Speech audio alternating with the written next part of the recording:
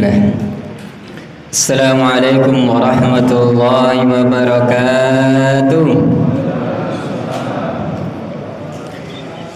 Alhamdulillahi bi ni'matihi tatimmus salihat wa bi fadlihi tatanazzalu al-khayratu wal barakat wa bi tawfiqihi tatahaqqaqu al-maqasid wal ghayat. Nahmadu wa nasta'inuh wa nastaghfiruh wa na'udzu billahi min shururi anfusina wa sayyiati a'malina. May yahdihillahu fala mudilla lahu wa may yudlil fala hadiya lahu. Asyhadu an la ilaha illallah wahdahu la syarika lahu wa asyhadu anna Muhammadan abduhu wa rasuluh. Allahumma salli ala Muhammad wa ala alihi wa ashabihi wa man tabi'ahum bi ihsan ila yaumil qiyamah. Qala Allah ta'ala fi kitabil karim, ya ayyuhalladzina amanu taqullaha wa qulu qawlan sadida yuslih lakum a'malakum wa yaghfir lakum dhunubakum wa may yuti'illaha wa rasulahu faqad faza fawzan 'azima. Wa ba'd. Jamaah jamaah pengajian rutin Salapan Sepindah Masjid Raudhatul Jannah Gamping Joho Sukoharjo. Alhamdulillah malam ini kita bisa lanjutkan kembali pertemuan kedua. Saat ini pun kula nyuwun pangapunten kula ngangge bahasa Indonesia sepatus mboten blekak-blekuk supaya lancar bahas tauhid. Saya takut nanti kalau salah kalau bahasa Jawa. Nggih. Nah, sebelumnya jamaah rahimakumullah, pas ngetanglet niki dagingin napa pun telas wae. Bu. Sing nyate po napa pun rampung, Bu? Dagingnya itu saya tengok di tengok saya tengok pekan di sini. Alhamdulillah. Jadi malam minggu harusnya bisa untuk nyate dan yang lainnya, tapi ini ngaji. Alhamdulillah. Jadi tadi disampaikan oleh Ketua Takmir Bapak Abu Amar, ngaji tauhid dan meluruskan niat supaya nanti belajar tauhid itu bisa meresap, romangsep, masuk ke dalam. Dan ini penting. Dan nanti orang-orang yang akan masuk surga tanpa hisab, tanpa azab adalah orang-orang yang dia bertauhid dengan tauhid yang murni, dengan tauhid yang benar-benar meresap dalam hatinya.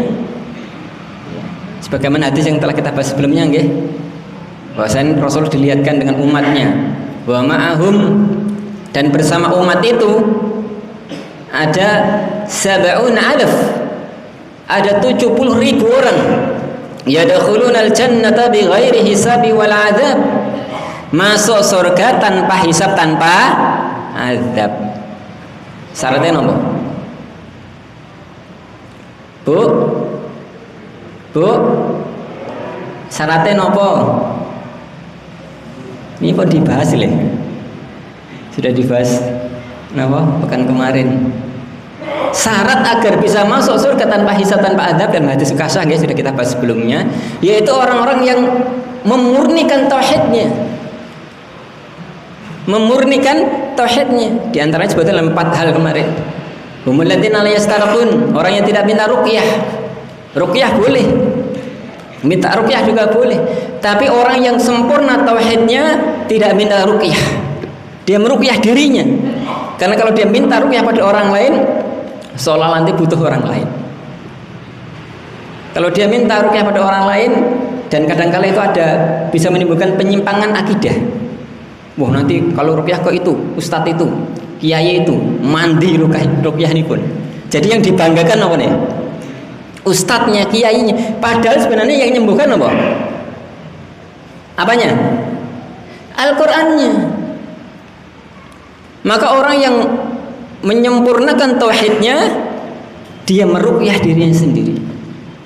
Bukan karena ruqyah tidak boleh, minta ruqyah tidak boleh, boleh. Tapi dia berusaha untuk memurnikan tauhidnya, sandarkan pada Allah, membaca ayat Al-Quran, dan ayat itu yang menyembuhkan, bukan ustadznya, bukan kiainya. Begitu. Jadi orang yang menyempurnakan tauhidnya tidak minta ruqyah. Ngumlatin ala yastarqun. Berarti mungkin enten yang kesurupan jarno wae. Pripun? Misalkan tanggane jenengan enten sing kesurupan. Dek wingi pengajian teng masjid Rotul Jannah terus nih sepatus mboten apa sepatus masuk surga tanpa hisab tanpa adab mboten minta ruqyah. Pripun?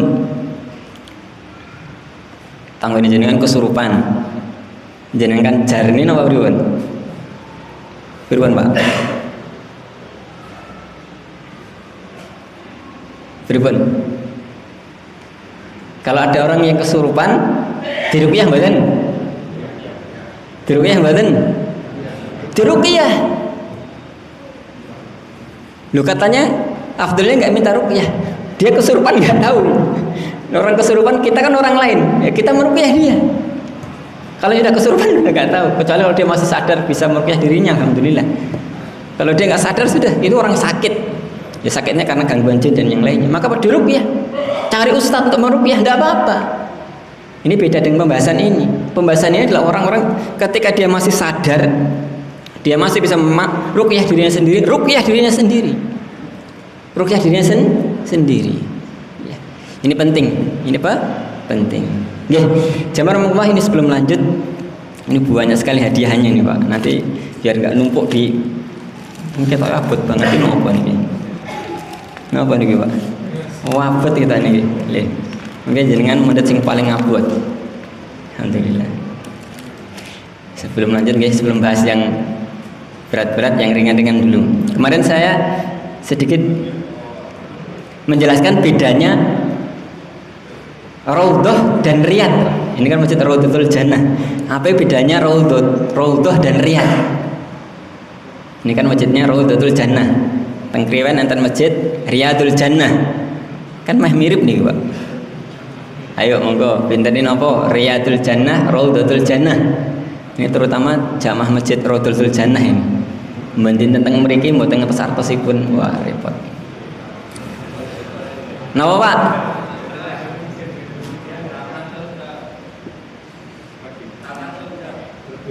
Ya itu maknanya pun. Tapi bedanya napa? Raudhatul Jannah sama Riyadul Jannah.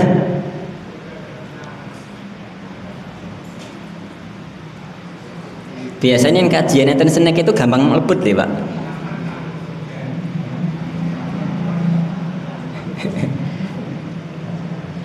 Napa bedanya pun? Riyadul Jannah kali Raudhatul Jannah. Wah ini takmir tidak boleh jawab ini. Dis okay. Monggo Pak, winking. Monggo. Nggih. Nggih, alhamdulillah. Jadi Riyadul Jannah taman-taman surga jamak. Ya. Dari Raudhatani Riyad jamak. Jadi tunggal dan jamak nggih. Mriki Pak. Yang salah dia, monggo. Nah ini boleh milih hadiah saking panitia, wabot tenan mriki. Mboten ngertos napa nggih. Napa hadiah saking kula nggih betul hadiah Al-Qur'an. Nah, mun milih. Napa Pak? Milih sih. Al-Qur'an mawon monggo alhamdulillah. Dipoto nggih mboten napa. Nah niku. Jangan dipoto sien. Alhamdulillah. Salam.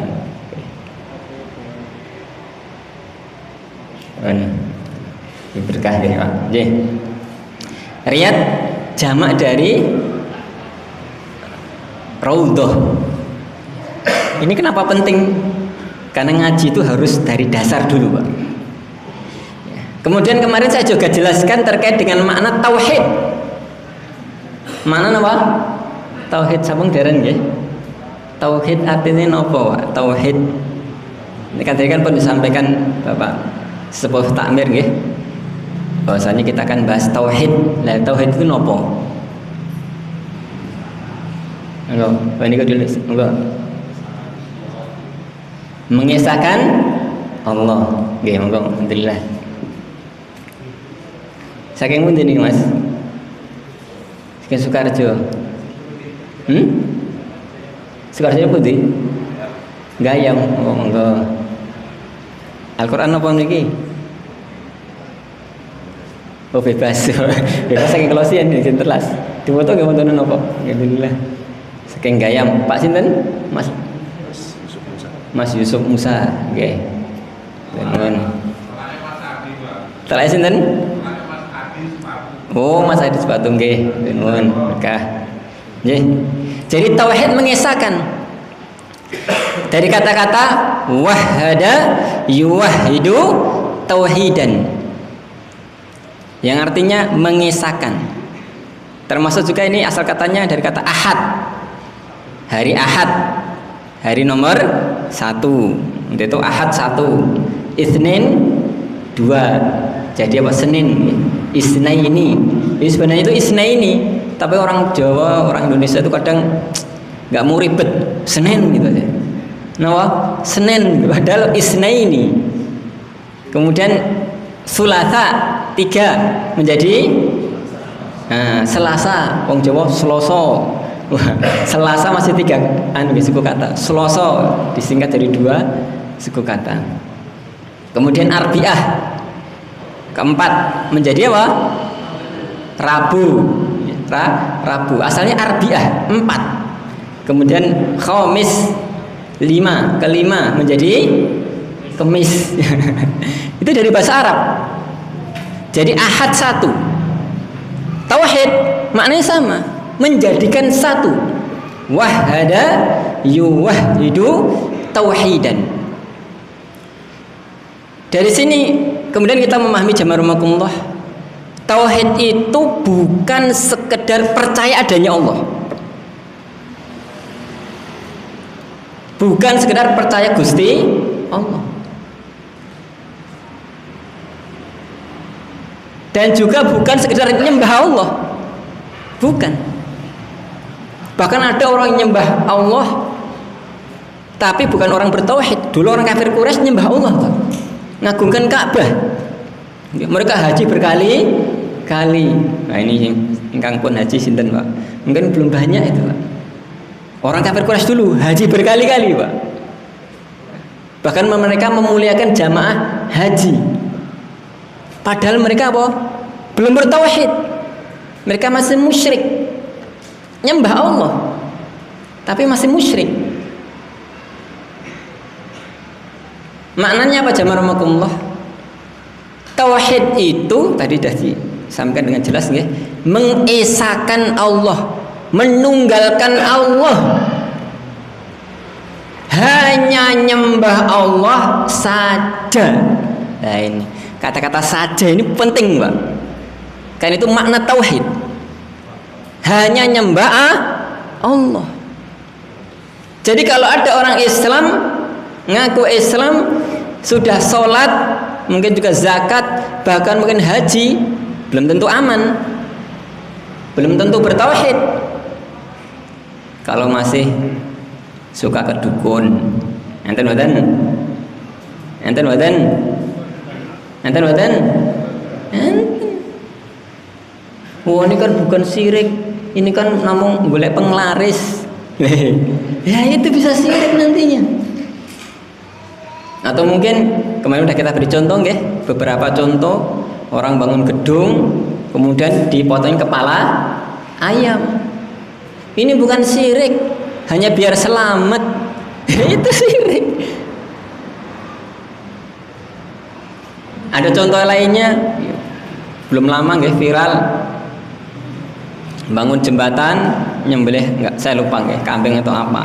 Mengatakan ini bukan syirik, ini diplomasi dengan jin. Waduh, gayanya pun aneh-aneh nih, Pak. Gayanya apa? Aneh-aneh. Diplomasi dengan jin, sepatu sebutan diganggu jin. Itu syirik. Itu sih syirik. Nggih. Jadi jamaah rahimakumullah, mentauhidkan Allah ini penting sekali dan harus difahami dengan benar. Untuk itu alhamdulillah kita berusaha untuk ngaji tauhid pelan-pelan, dan kemudian tapi saya perlu garis bawahi, ini penting sekali garis bawahi, bahwasanya kita ngaji agar faham, bukan untuk menyalahkan orang lain. Jadi jangan sampai nanti kemudian belajar tauhid, pulang-pulang langsung apa? Syirik, kafir. Wah, repot nih gua. Repot, Pak. Jadi kita belajar bukan untuk menyalahkan orang lain. Bukan untuk menghakimi masyarakat, bukan. Tugas kita dai, mengajak, menjelaskan ini begini. Kalau kemudian mereka menerima, bisa meresapi, kemudian mengamalkan, alhamdulillah. Belum bisa, dakwahi lagi. Tapi tidak boleh kemudian kita marah-marah, menyalahkan orang, tidak boleh. Tidak boleh. Tugas kita dakwah, bukan untuk jadi hakim menyalahkan manusia. Ini penting sekali, Pak. Jadi monggo ya kita berusaha belajar tauhid. Dan tentu belajar tauhid tidak sempurna kecuali dengan belajar syirik. Kenapa? Karena nanti kalau kita tidak paham syirik, ini nggak sempurna. Nanti dalam Al-Quran itu selalu, Pak, kalau kita lihat Al-Quran itu indah, Pak. Selalu dibawakan dua hal yang bertentangan. Contohnya misalkan dalam kauniyah Allah ada langit, ada bumi, ada matahari, ada bulan, ada siang, ada malam. Kemudian dijelaskan tentang keadaan manusia. Ada yang soleh, ada yang toleh, ada yang muwahhid, bertauhid, ada yang musyrik. Dikisahkan orang-orang soleh, para nabi, kemudian orang-orang soleh. Dikisahkan juga apa? Fir'aun, Lut, dan lain-lainnya, orang-orang yang jelek. Untuk gambaran manusia. Ada yang ini, ada yang itu. Dijelaskan dalam Al-Quran tauhid, amal soleh, kebaikan-kebaikan yang lainnya. Tapi juga dijelaskan apa? Syirik. Dijelaskan kejelekan-kejelekan. Biar apa? Biar faham. Faham. Nanti itu monggo ya kita berusaha belajar tauhid pelan-pelan, nanti diberi contoh, kemudian bisa kemudian menerapkan dalam hidup kita, ya, menjauhi hal-hal yang dilarang oleh Allah. Ya, jamaah rahimakumullah, jadi tauhid mengisahkan Allah. Kemudian sedikit ya kita akan runutkan pembahasannya. Yang pertama, jamaah rahimakumullah, saya ingin Mbak, sebelum membahas contoh-contoh ini saya akan nyampaikan 3 mukadimah sebentar. Yang pertama adalah kemarin sudah kita sampaikan keutamaan tauhid, Pak. Jadi tauhid itu penting sekali. Bahkan hal inti dalam agama ini yang paling penting adalah tauhid. Orang yang menjaga tauhidnya pasti akan masuk surga. Alama kana minal amal, apapun amalnya. Ini banyak sekali hadisnya. Adkhalahul jannah ala ma kana minal amal. Asal bersabda dan hadisnya. Barang siapa dia memurnikan tauhidnya, tidak mensekutukan Allah, Allah akan masukkan dia ke dalam jannah. Adkhalahul jannah ala ma kana minal amal. Bagaimanapun amalnya. Bahkan dalam hadis yang lainnya, ya ibnu Adam, wahai anak manusia, lau ataitani bi qarabi dunya khataya. Andai kata kalian datang kepadaku dengan sepenuh bumi kesalahan. Kalau katanya orang Jawa, wah dilakoni, Pak. Wah pun dilakoni, pun kemaksiatan apa pun sudah dilakoni, kejelekan apa pun sudah diamalkan misalkan. Dia punya banyak dosa. Tsumma lagi tani, tapi dia datang bertemu pada Allah, la yusyriku bihi syai'a. Tidak mensekutukan Allah dengan suatu apapun. Tidak pernah dia berbuat syirik. Tidak pernah dia merendahkan Allah dengan syirik. Dia benar-benar dalam hatinya mengagungkan Allah, tapi mungkin dia terjumus dalam nafsunya, akhirnya dia berbuat dosa. Manusia ada mungkin seperti itu. Meskipun rata-rata tentu orang yang kuat imannya, kuat tauhidnya tentu menjauhi dosa. Tapi jadi ada juga orang yang berbuat dosa. Dia bertemu dengan Allah tanpa berbuat syirik. La ataituha bi qurabih maghfirah. Maka Allah akan datang kepada orang tersebut dengan sepenuh dunia juga maghfirah, ampunan. Akan diampuni dosa-dosanya. Itu tauhid itu penting sekali. Bahkan dalam hadis yang kemarin kita sampaikan, hadis tentang Musa. Ketika Musa bertanya, minta diajari Allah, ya Rabb alimni syai'an ad'uka wa adzukuruka bih. Ya Allah, ajari aku dengan sebuah doa, dengan sebuah zikir yang paling mantap. Yang paling apa? Mantap, kalau istilahnya doa sapu jagat. Zikir sapu jagat, zikir yang paling mantap. Maka kemudian Allah firman, qul ya Musa Katakan wahai Musa, la ilaha illallah. Maka kemudian Nabi Musa menjawab, ya Rabb, qulu ibadika yaquluna hadza. Ya Tuhanku, seluruh hambamu sudah terbiasa mengucapkan ini. Yang bahasa Jawa ini biasa. Wis apa? Biasa. Njaluk doa sing luwih mantep bukan itu. Maka Allah marah. Ya Musa, wahai Musa, lu anas samawati sab'a. Andai kata langit yang 7 wa amirahunna ghairi, dan penghuninya kecuali aku, wa radina sab'a, dan bumi yang 7 fi kiffah, ada dalam satu daun timbangan, wa la ilaha illallah, dan la ilaha illallah dalam timbangan yang lainnya, la malat bihinna la ilaha illallah, pasti akan jomplang, akan lebih berat la ilaha illallah. Yang menunjukkan apa? Kalimat la ilaha bukan kalimat sepele, Pak. Penting sekali. Penting sekali. Ini yang pertama. Jadi mari tanamkan dalam diri kita tauhid itu penting, Pak. Jangan disepelekan. Ngaji tauhid penting, jangan disepelekan. Kadang kalah nggih ngaji itu kalah lho, kalah mancing. Lha mboten, Pak. Wong mancing kadang bengi pun dilakoni lho, Pak. Lha mboten, mangkat bengi ngeten itu. Pun teko waduk putih Wonogiri. Pun padang dilakoni Pak, ngaji lho, Pak. Omahe samping masjid. Arep mangkate wabut lho. Enten mboten? Enten mboten? Nah, ini berat kadang-kala itu. Jadi ngaji itu butuh tekad, Pak. Apalagi ngajinya malam minggu, Pak. Wah, ini repot, Pak. Ngaji malam minggu. Wah, ini kan harusnya kan santai-santai itu, Angge. Tapi saya apresiasi niat takmir masjid. Nah, ini jihad, Pak. Jihad apa? Bismillah. Ngaji malam minggu cuma sebulan sekali nggih, bahkan sebulan lebih, selapan sepindah. Bismillah. Bismillah nggih. Saya kemarin ketika dini Ustaz malam minggu, waduh. Karena jadwal saya penuh, Pak. Jadi Senin sampai Sabtu itu penuh, kecuali malam minggu. Itu pun tadi saya sudah ngisi pengajian habis maghrib, bisa habis subuh apa pengajian lagi. Alhamdulillah. Nanti itu tadi saya bawa keluarga nggih, biar ngaji sekalian, jalan-jalan ngaji nggih. Ini tadi saya sebenarnya dengan santri juga, Pak. Tapi ternyata tadi mobilnya ada masalah, jadi tukang live-nya juga nggak hadir. Biasanya kan live ini ada masalah sampai di Jombor itu, jadi terhalang. Bismillah, yang penting udah niat, sudah niat itu nggih. Nggih. Jadi monggo semangat belajar, karena toh itu penting. Yang kedua, dakwah, Pak. Penting dakwah. Karena ini disepelekan juga. Dakwah pada tauhid ini disepelekan, Pak. Bahkan kalau kita boleh jujur, Pak, pun ini jenengan pun iseng-iseng mawon, Pak. Niki sing salate Jumat teng masjid mriki sinten? Atau mungkin di mana masjidnya nggih. Pun jenengan sekali-kali napa gawe napa? Gawe daftar khutbah Jumat, Pak. Mungkin temane napa, Pak? Jumat pertama, Jumat Kliwon. Wow, ini Pak Ustadz ngeten sabar. Nah, besok Jumat pagi syukur.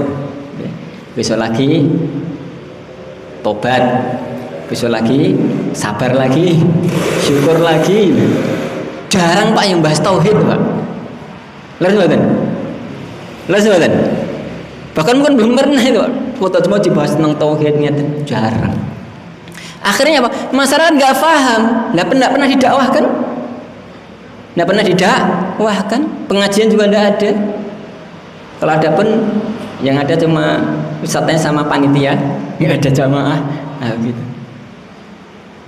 Nah ini, dakwah tauhid penting, Pak. Saya teringat dengan perkataan menarik salah satu dai terkenal, nggih, di dunia, nggih, Dr. Zakir Naik. Tepang nggih? Dr. Zakir Naik, ya saking India nih, Bang. Wah, terkenal itu teng mana-mana. Ya. Dulu saya pernah ketemu di Riyadh, di ibu kota Saudi sekitar tahun 2015 kalau nggak salah. Ya, saat itu dia beliau diundang, dapat penghargaan dari Malik Faisal, King Faisal apa International Prize itu. Kemudian masih ingat beliau ngisi di kampus, di aula. Kemudian beliau mengatakan demikian. Saya ingat betul itu. Beliau mengatakan demikian.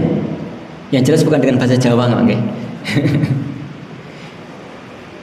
You can do dakwah with everything that you want. Maknanya apa, Pak? Kamu bisa mulai dakwah dengan apa aja yang kamu mau, dengan cara apapun itu. Tapi intinya nanti kamu harus mendakwakan tauhid. Karena kalau kamu berhasil dakwah ini itu, tapi kalau tidak berhasil dakwah tauhid, percuma itu. Misalkan dia sudah melakukan ini dan itu, tapi masih syirik, Pak. Masih syirik. Nah, ini percuma. Maka dakwah pada tauhid itu penting, Pak. Penting. Untuk itu jamaah rahimakumullah, kemarin kita cuplikan sejenak nggih. Bagaimana Rasulullah semangat dakwah pada tauhid. Bahkan nabi-nabi sebelumnya semuanya dakwahnya pada tauhid. Dalam surat Al-Hijr Allah firman, "Wa laqad ba'atsna fi kulli ummatin rasulan." Dan telah aku utus bagi setiap umat itu seorang rasul. Apa tugasnya? Anibudullaha wajtanibu tauhid. Nyembah Allah, jauhi tauhid. Berbuat tauhid. Jadi para nabi dan rasul itu dakwah misi utamanya sama, Pak. Meskipun nanti ada misi tambahannya. Ada misalkan umat yang menyimpang dalam jual beli, Madian, Nabi Syuaib diutus peringatkan jangan curang dalam jual beli. Ada juga nabi yang diutus kaum yang menyimpang dari sisi seksualitas. Nabi Lut mengingatkan jangan berbuat homoseksual. Ada juga yang lainnya menyimpang, tapi inti dakwahnya sama, tauhid. Tauhid semua nabi dan rasul. Termasuk nabi kita, Nabi Muhammad sallallahu alaihi wasallam, dakwah pada tauhid sejak awal dakwah. Jemaah rahimakumullah, secara singkat rukun Islam ada 5. Ini disyariatkan tidak berbarengan, Pak. Yang pertama syahadat sejak awal Islam. Kemudian sholat 5 waktu yang kita kenal itu di awal Islam belum ada. Tahun kedua, ketiga, keempat belum ada. Baru muncul adalah setelah peristiwa Isra Mi'raj. Itu tahun ke-10 kenabian. Sudah 10 tahun baru ada syariat sholat. Menunjukkan ini setelahnya, setelah tauhid. Baru kemudian hijrah ke Madinah. Baru kemudian ada syariat apa? Puasa, Ramadan, zakat. Tahun 2 Hijriah. Tahun 2 Hijriah. Berarti kalau dari kenabian sudah tahun ke-15 kenabian. Tahun 2 Hijriah berarti kan 15 kenabian. Sudah 15 tahun beliau dakwah. Dakwah 23 tahun nggih. Di Mekah 13 tahun, di Madinah 10 tahun.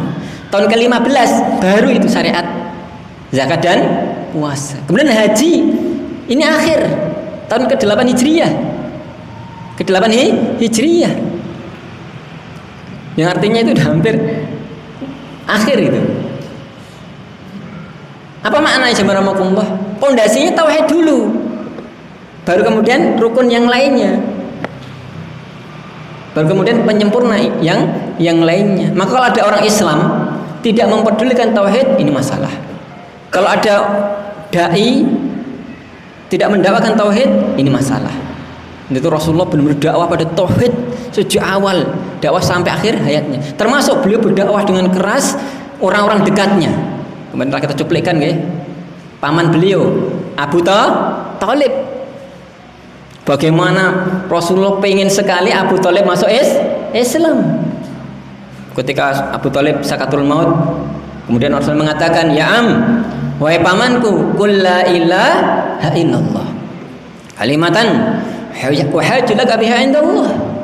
Satu kalimat yang akan aku jadikan hujah di sisi Allah. Tapi masalahnya ternyata di sampingnya ada siapa? Abu Jahal, Abu yang lainnya ya. Kemarin udah ngomong bukan Abu Zakaria, bukan Abu Ammar, Pak ya. Dia ngomong begini, simpel omongannya, Pak.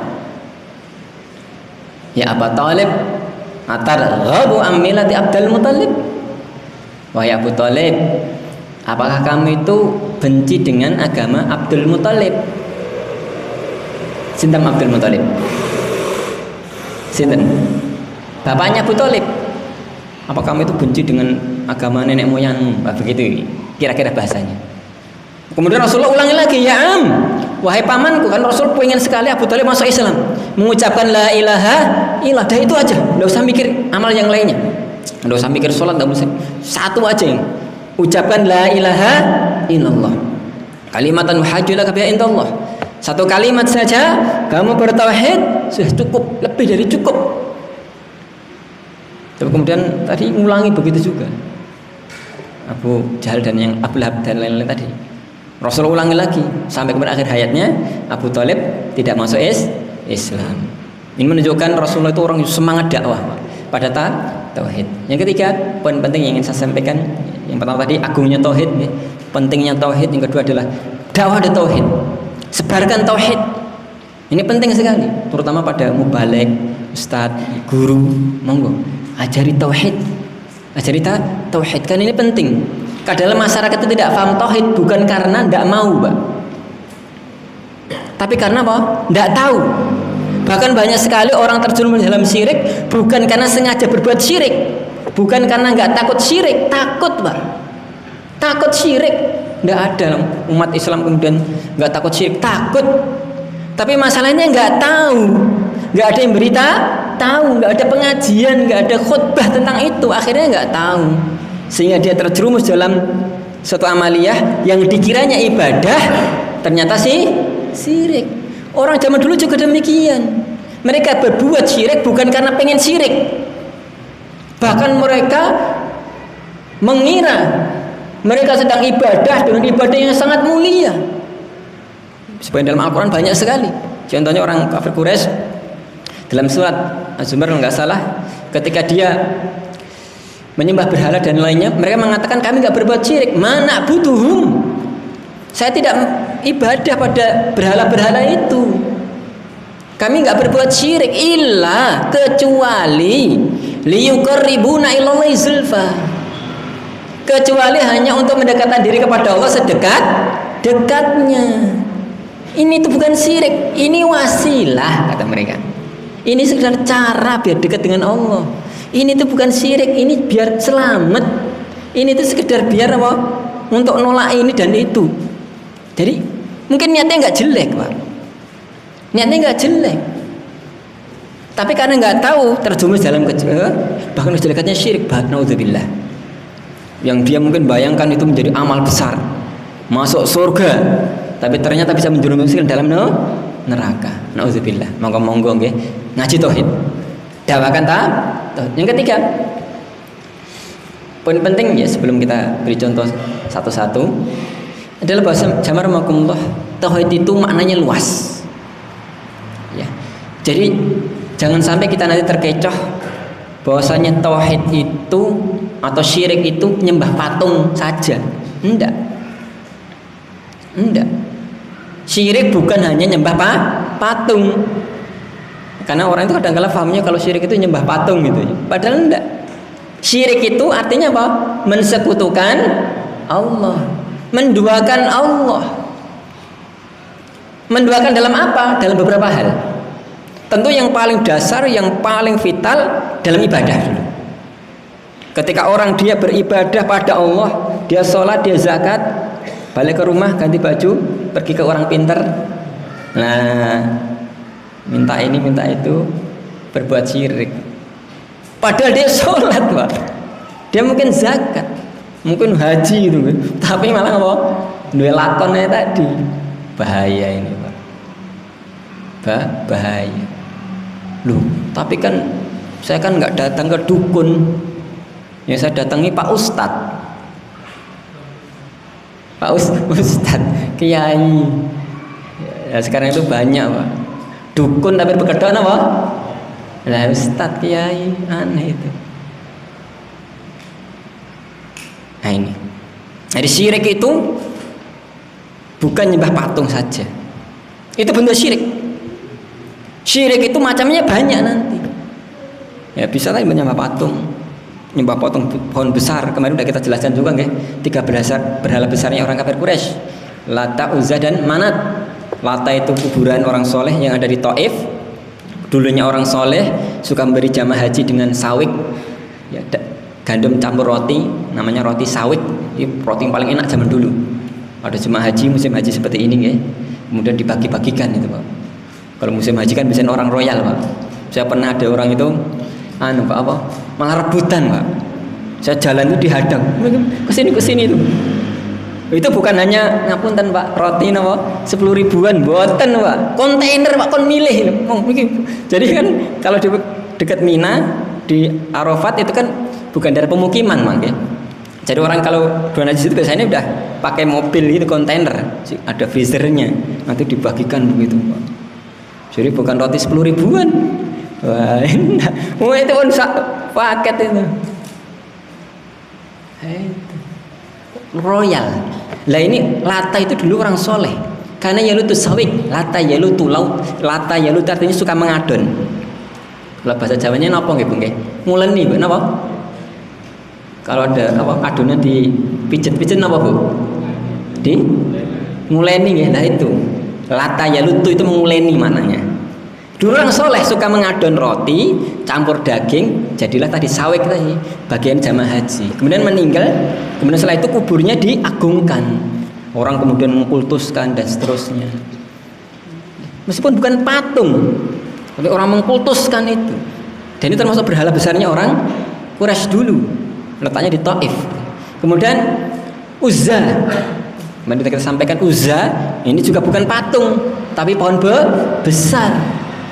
Ternyata ada jinnya yang keluar ketika perang itu ditebas oleh Khalid bin Walid, kemudian keluar itu. Kemudian ada manat, ini tanah, bukan berhala, tanah yang dikeramatkan, situs lah gitu. Lah ini monggo nih, kita berusaha memahami tauhid. Dari tauhid itu bentuknya, syirik itu bentuknya banyak, dan kita harus paham bentuk-bentuk itu, bentuk-bentuk itu dalam ibadah. Nanti juga ada dalam tidak hanya ibadah, fil mahabbah, dalam cinta. Ini beda. Dalam cinta, bukan ibadah tapi cinta. Orang yang cinta pada selain Allah, melebihkan cintanya. Ini juga dalam syirik. Meskipun syirik ibadah. Dan kadang-kadang manusia zaman Rasulullah banyak sekali yang kemudian lebih cinta pada selain Allah. Contoh real Pak, ngapunten ini serius. Orang itu seringkali lebih cinta dengan pujian manusia. Pujian manusia daripada apa? Berpegang teguh dengan syariatnya Allah, cari ridhonya Allah. Cari ridhonya Allah. Nanti tidak dirasani dan ini akhirnya manusia itu berat. Padahal tahu itu salah. Sebagaimana kisahnya Abu Thalib. Abu Thalib tahu kebenaran, tahu tauhid. Tapi karena tadi dia kemudian tidak kuat dicela dan dia tidak mau dianggap meninggalkan ini dan itu, akhirnya tetap dalam agamanya. Sebagaimana dalam syairnya yang sudah saya bacakan ya. Abu Thalib mengatakan, walaqad alimtu anna dinna Muhammad khairu dinil bariyah, dan sungguh aku tahu agamanya Muhammad sebaik-baik agamanya manusia. Tahu itu. Bagaimana nggak tahu Pak? Abu Thalib ini yang jaga siapa? Rasulullah.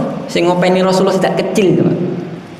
Diopeni Abu Thalib sejak kecil sampai dewasa, sampai nikah kemudian jadi nabi, ditolong Abu Thalib, dilindungi Abu Thalib, tahu persis siapa Muhammad itu. Yakin yang dibawa Muhammad itu benar Pak. Walaqad alimtu, dan saya sungguh tahu agamanya Muhammad sebaik-baik agamanya manusia. Loh, terus kok nggak masuk Islam? Terus kok nggak menerima? Dia mengatakan laula malamatin wa masyabbatin lawajadtani samhan bidzaka mubina. Andai kata bukan karena celaan manusia, omongan manusia, saya dianggap meninggalkan agama nenek moyangku, sungguh kamu dapati aku tunduk di atas cahaya yang terang tersebut. Abu Thalib ini tokoh Pak, tokoh, dan biasanya dia hati-hati bertindak. Dia tidak mau dianggap meninggalkan agama nenek moyangnya, nggak mau dianggap bedani dengan ininya. Akhirnya apa? Tidak mau meninggalkan kesyirikan Pak. Akhirnya apa? Dia mati di atas kesyirikan. Jamaah Ramadan ini penting sekali. Jangan sampai kita itu gila pujian manusia. Akhirnya apa? Tetap melakukan kesyirikan, tetap melakukan hal-hal yang dilarang oleh Allah. Iman itu selain dalam ibadah juga dalam tadi kecintaan. Kalau kita cinta Allah dengan cinta yang sebenar-benarnya, maka apa? Sudah, ketika itu agama, ridha Allah yang didahulukan. Ridha Allah. Jangan cari ridhanya manusia, dipuji manusia, dilem manusia. Ini bisa menyimpangkan. Manusia itu punya rasa, punya perkewo, bagus itu, Pak. Apalagi orang Jawa, ya, penting, Pak. Orang Jawa itu selalu menjaga, Pak, rasa malu, rasa perkewo, bagus itu, Pak. Bagus. Dan itu harus dijaga. Tapi jangan sampai kemudian disalahpahami dalam masalah tadi, akidah, dalam masalah tauhid, kemudian nekat berbuat syirik. Nah, ini tidak boleh. Ini beda hal. Ini beda hal. Perkewo dan lainnya ya tadi dalam sopan santun. Misalkan tangganya ada butuh, ada perlu, kemudian nggak bantu, ini juga harusnya perkewo. Kerja bakti nggak datang, harusnya perkewo. Nah, itu tempatnya perkewo. Tempatnya kemudian orang itu kemudian ini dan itu. Tapi kalau dalam masalah akidah tidak bisa kemudian apa? Tetap berbuat syirik gara-gara perkewo dengan orang. Tidak boleh. Tidak boleh. Nih. Jadi tauhid itu maknanya luas. Dalam ibadah, dalam mahabbah, dan juga dalam ketaatan.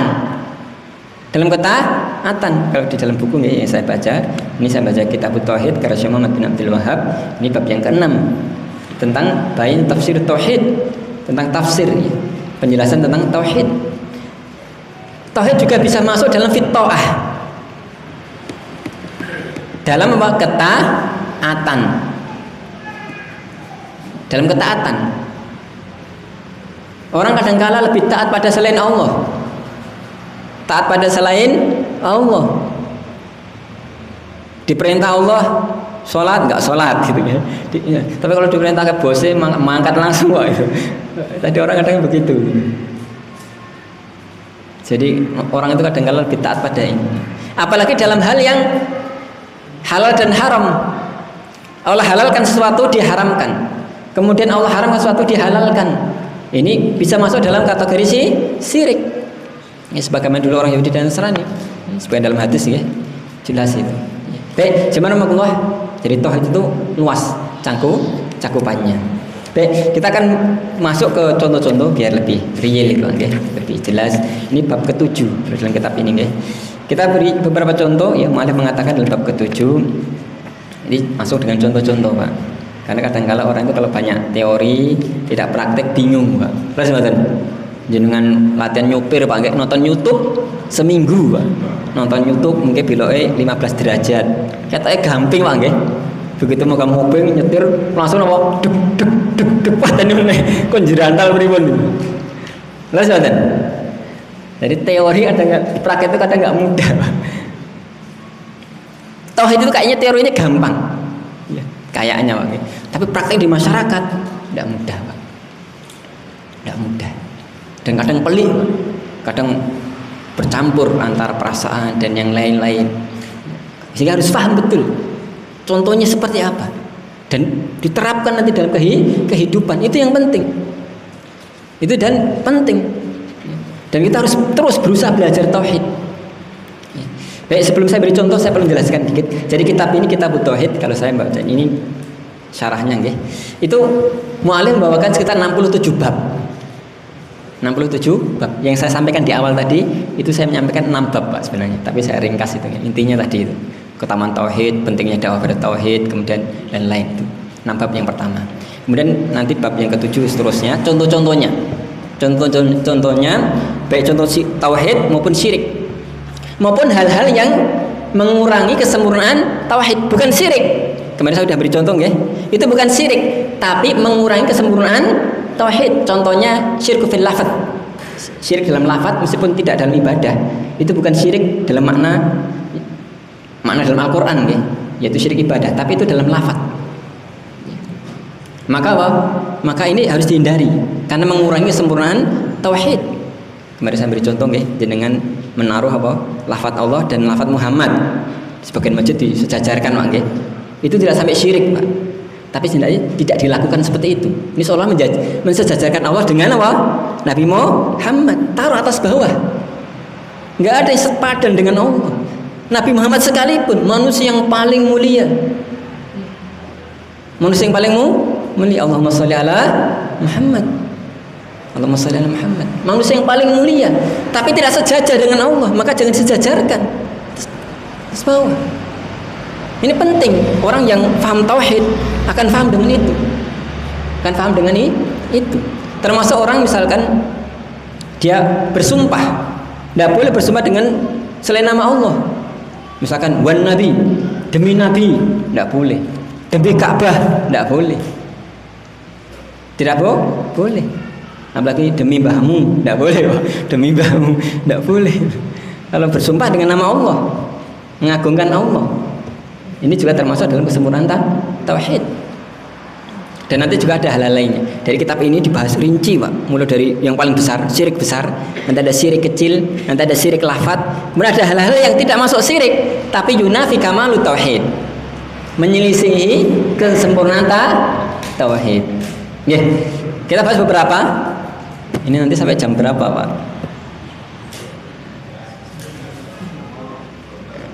Ini sudah jam 8:04, okay. 8:04. Bismillah. Yang pertama, jadi contoh. Maka dipun unjuk sien.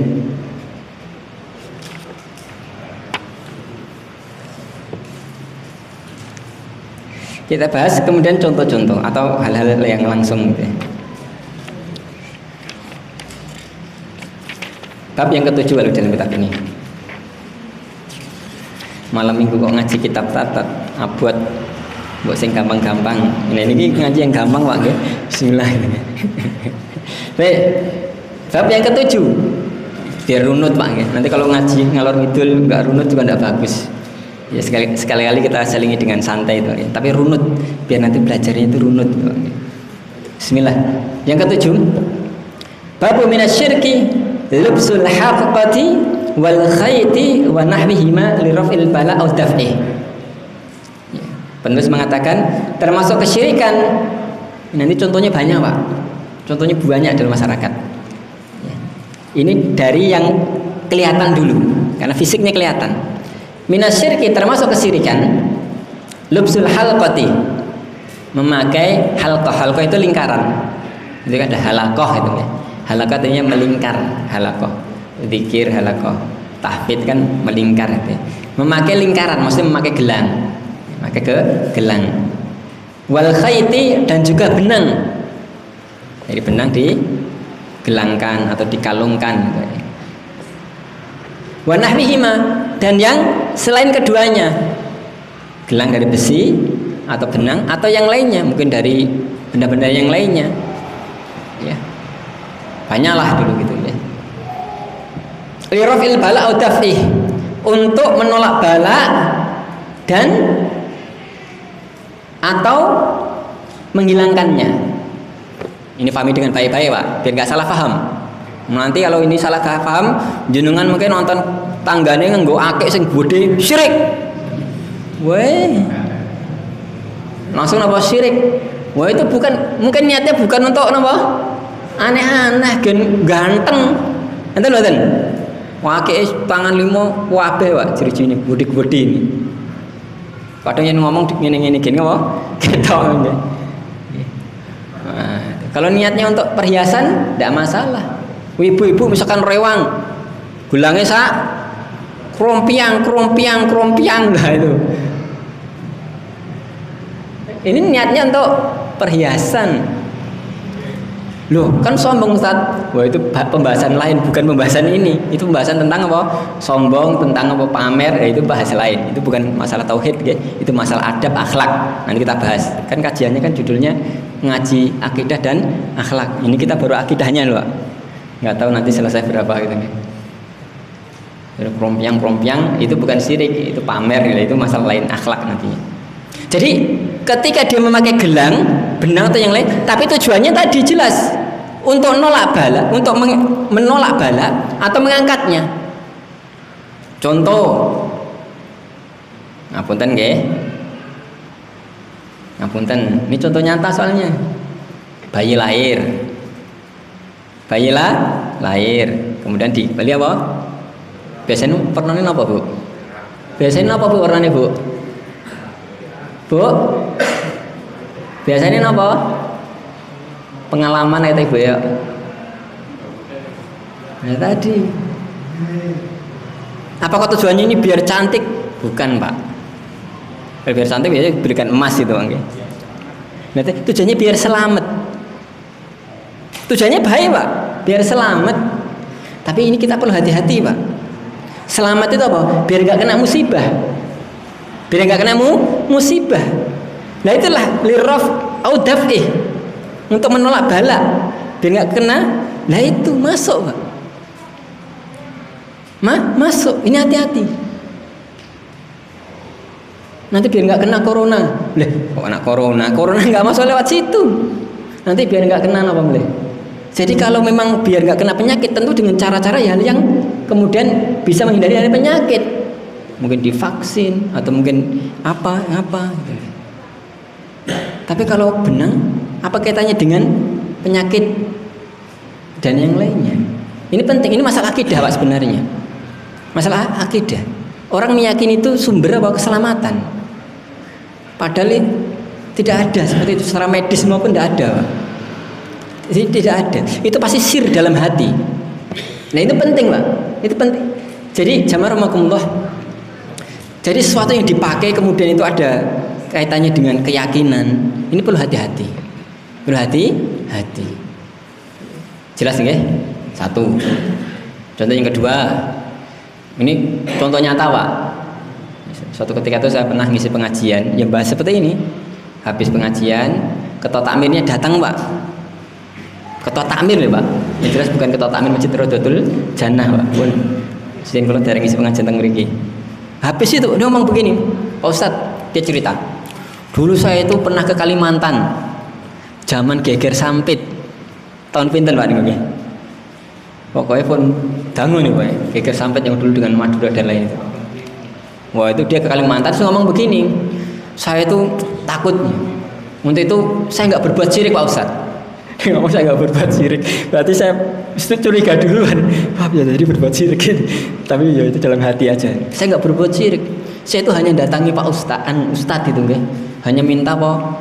Ya didoakan selamat. Kemudian minta ya diberi apa nggih?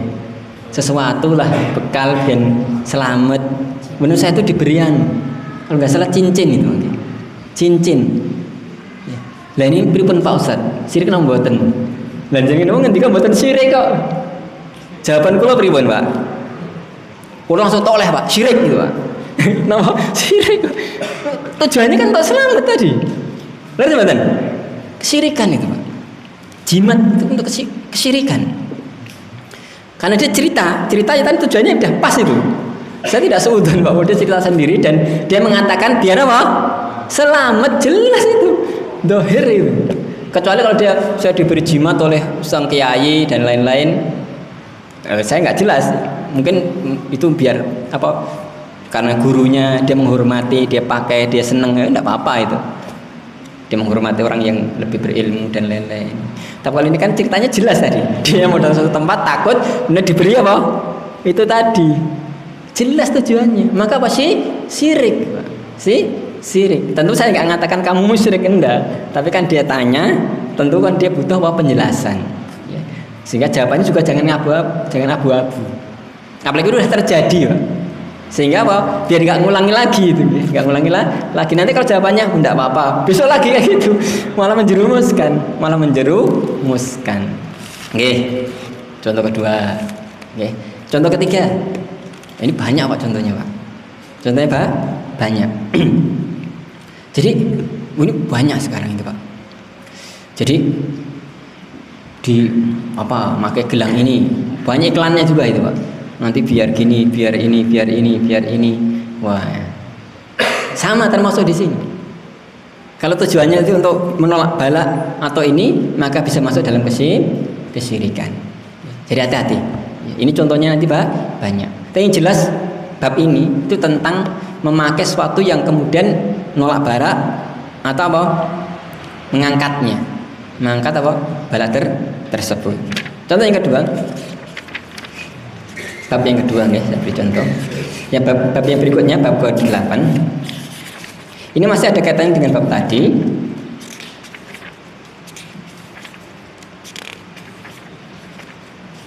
Babu maja'a fi ruqa wa tamaim. Bab terkait dengan ruqyah dan jimat-jimat. Ini agak beda dengan yang tadi. Kalau tadi sesuatu yang dipakai jelas bentuknya, gelang dari besi atau benang atau yang lainnya. Kalau ini kaitannya dengan ucapan, bacaan-bacaan. Bab yang datang terkait dengan bacaan-bacaan dan jimat-jimat, ya. Jambi-jambi itu ya. Jambi. Nanti bisa juga bentuknya ada fisiknya kemudian ditiupkan atau yang lainnya begitu. Kemudian ada beberapa hadis yang dibawakan. Yang pertama hadis dari hadis sahih an Abi Bashir Al-Ansari annahu kana ma'a Rasulullah sallallahu alaihi wasallam. Dari Abu Bashir, ini seorang sahabat Al-Ansari, sahabat Ansor. Annahu kana ma'a Rasulillah sallallahu alaihi wasallam. Dulu dia pernah bersama Rasulullah sallallahu alaihi wasallam fi asfarihi, dalam safarnya. Fa arsalahu rasulan, kemudian Rasulullah mengutus utusan. Ani alla yabqayanna fi raqabatil ba'irin qiladatan minal watrin aw qiladatin illa quti'ah. Memerintahkan supaya tidak ada ikatan dalam atau benang, ya. Dalam apa? Dalam tunggangan-tunggangan mereka kecuali dipotong. Dipotong. Ini maknanya apa? Kok bingung itu, Pak? Ringkasnya ngeten, kalau kadang gampang-gampang mawon. Malam minggu abot-abot, Pak. Jadi dulu, ini saya kisahkan aja singkat. Orang kafir Quraisy itu ketika berperang atau orang Arab jahiliyah dulu habis berperang, mereka kemudian kadangkala benang panahnya itu putus. Talinya itu, Pak. Putus dan yang lainnya. Nah itu mereka kadangkala ambil, itu kemudian dikalungkan ke hewan mereka, unta, kuda dan yang lainnya. Supaya apa? Supaya hewannya itu nggak kena penyakit, penyakit. Makanya seperti ini Rasulullah mengatakan dalam sini tadi, jangan boleh suruh motong langsung putus gitu, langsung putus, dikalung-kalung gitu, dikalung-kalung suruh mutus, mutus. Kenapa? Itu bentuk kesyirikan. Meskipun dalam hewan. Hadis yang lainnya saya singkat-singkat saja. Jadi bab ini tentang bacaan dan jimat. Ada katanya dengan bab sebelumnya nih sebenarnya. Wan Abi Abdullah Ukaim marfu'an man ta'allaqa syai'an wukila ilaih. Barang siapa mengalungkan sesuatu maka diwakilkan pada hal tersebut. Barang siapa memakai jimat, dia akan dibuat jirih, Pak. Akan dibuat apa? Tergantung dengan hal tersebut. Dan ini nyata. Orang itu seringkali kalau sudah kecanduan dengan jimat dan yang lainnya itu kalau nggak pakai itu malah pedih, Pak. Ya enggak? Serba takut hidupnya itu. Mirip orang mau usaha. Mau usaha itu sebenarnya kan kalau dia pikirannya lancar itu, okay? Usaha ya bismillah, berusaha. Mau jualan bakso, gimana buat bakso yang enak? Lokasinya strategis, gimana pelanggan bisa datang. Tapi ini pengennya jalan pintas. Nekane apa? Mbah dukun. Mbah, kula mboten neko-neko. Kula nggih tiyang Islam. Ning kula iki namung nyuwun mbok dikeki napa? Entong sing rada canggih lho nggih. Nanti kalau masak biar enak. Seperti ini, biasanya apa? Malah dia kemudian tergantung dengan hal itu. Akhirnya serba takut, di usaha itu tidak akan ini. Karena jelas artinya diwakilkan pada hal itu, dibuat kalau bahasa kita kecanduan dengan hal itu. Kalau nggak pakai dukun itu pokoknya nggak mantap gitu. Akhirnya malah dia tidak berusaha dengan baik gitu. Nggak berusaha belajar dengan tekun gimana caranya bikin bakso yang enak, gimana pelanggan biar setia, malah apa? Ngandalkan mbah dukun. Sidik-sidik dukun sak yuto, 2 yuto, entong regane 4 yuto. Waktu nang pasar 10.000 telu. Nah, itu. Uangnya habis hanya untuk apa? Itu. Nah ini tidak boleh. Jadi orang kalau sudah berbuat syirik, dibuat kemudian malah dia akan semakin rugi dengan hal tersebut. Dengan hal tersebut.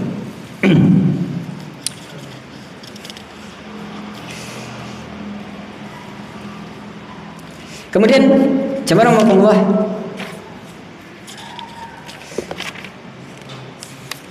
ada 3 hal penting Yang perlu kita pahami ya, ini dalam bab ini ada istilah tamimah, bukan tamimah, tamaim, ruqo, ruqyah. Tapi ruqyah di sini maksudnya jambi-jambi. Dan tiwalah. Tiwalah. Ini semuanya salah. Yang pertama tamimah, syai'un yu'allaqu ala aulad min 'ain. Lakin idza kana mulaqan min Qur'an farakhasa fihi ba'dus salaf. Wa ba'duha lam yurakhas fihi wa yaj'aluhu minal manhi anhu minhum Ibnu Mas'ud. Ringkasnya, tamaim itu sesuatu yang diikatkan pada anak kecil biar tidak kena ini dan itu. Ya, jimat tapi untuk anak kecil itu, okay. Ya tadi kayak benang dan lain-lain tadi. Ruqo, adapun ruqo, jambi-jambi itu adalah hialat itu sama azaim. Itu yang disebut dengan azimat-azimat. Bahasa Jawanya jambi-jambi tadi. Jambi-jambi. Farakhasa minha wa khassa minhu dalilu ma khala min asy-syirk. Ya, maka hal ini ada dua hal. Kalau yang dibaca itu benar, itu tidak masalah. Jadi tidak setiap bacaan-bacaan itu salah, Pak. Kalau yang dibaca benar maka tidak apa-apa. Misalkan dia baca Al-Quran, misalkan takut kemudian baca bacaan Al-Quran, tidak apa-apa. Atau dia baca zikir, atau baca sesuatu yang memang diajarkan Rasul, atau baca sesuatu yang lafadznya benar. Ya Allah, hindarkan aku dari ini. Meskipun nggak ada hadisnya, tapi maknanya benar. Baca seperti itu boleh. Tapi kalau nggak jelas, atau misalkan dia ngomong, Mbah lewat, dan seperti dulu orang Quraisy dulu kalau lewat suatu lembah dia ngomong begini, a'udzu bisayyidi hadzal wadi, saya berlindung dengan sayyidnya lembah ini. Ada bahasa Jawanya sing bau reksa. Nah, min sufahai qaumih, dari orang-orang bodohnya kaumnya. Jadi kan tempat kan ada jinnya mungkin ya. Jin itu macam-macam, Pak. Ada sing bau reksa jin budenya, ada juga jin yang nakal-nakal itu. Jadi orang dulu kalau dia berlindung dengan jin besarnya sing bau reksa agar nggak diganggu yang kroco-kroco tadi. Nah begitu. Ucapan seperti itu tidak boleh. Saya berlindung dengan tuannya lembah ini begini-begini. Tidak boleh, Pak. Misalnya datang ke suatu tempat ngapunten nggih. Oh, sing bau reksa napa biasanya napa, Pak? Dan begitulah, tidak boleh. Tidak boleh gitu nggih. Tidak boleh. Kalau ucapannya itu dengan Quran, dengan zikir, dengan ucapan yang benar tidak apa-apa. Jadi jambi-jambi yang benar tidak apa-apa. Ruqo, ruqyah yang benar tidak apa-apa. Tapi kalau yang tadi ada syiriknya, ini yang tidak boleh. Ini yang tidak boleh. Sehingga dari sini jemaah Allah kita perlu perjelas nih. Tidak semua bacaan itu salah, Pak. Tidak semua bacaan itu salah. Kalau memang itu benar ya tidak apa-apa. Ini dari Al-Quran atau dari hadis Nabi atau zikir yang diajarkan Nabi atau doa zikir yang tidak mengandung syirik tidak apa-apa. Tapi kalau yang itu kemudian nggak jelas, wah ini bisa jadi Pak, ada kesyirikan di situ. Kemudian watiwalah itu ada pun tilawah, tiwalah bukan tiwalah bukan tilawah nih, tiwalah. Hiya syai'un yasna'u yaz'umu annahu yuhibbu al-mar'ata ila zawjiha. Itulah sesuatu yang dibuat yang orang kemudian mengira bisa membuat seorang wanita mencintai suaminya. Warajulu ila mar'atihi, atau seorang laki-laki pada istrinya. Ini kalau bahasa kita nama Pak? Pelet. Nama? Pelet. Ya tadi. Pengasih dan yang lain-lain. Itu namanya tiwalah. Kalau dalam dunia perdukunan kan biasanya kan ada pelet, ada apa lagi? Kalau dalam bahasa Arab singkatnya ada dua, sorf wal ataf. Sorfu itu yang memisahkan, yang menjauhkan, biar orang pisahan, biar orang kemudian benci dengan sesuatu, biar orang nggak suka dengan sesuatu. Itu namanya sorf, memalingkan. Atau yang sebaliknya, wal ataf, yang menggabungkan. Ya pelet tadi misalnya. Kemudian bikin seneng, ya kayak tadi orang jualan bakso biar mantap rasanya gini-gini. Waduh, itu sebenarnya itu ada unsur itunya. unsur apa? Bermain dukun tadi. Dukun tadi. Ya, baik. 10 menit lagi. Kita konsisten 1 jam, Pak. Jadi sampai jam setengah 9. Wah, lebih Pak ternyata. Satu lagi ya.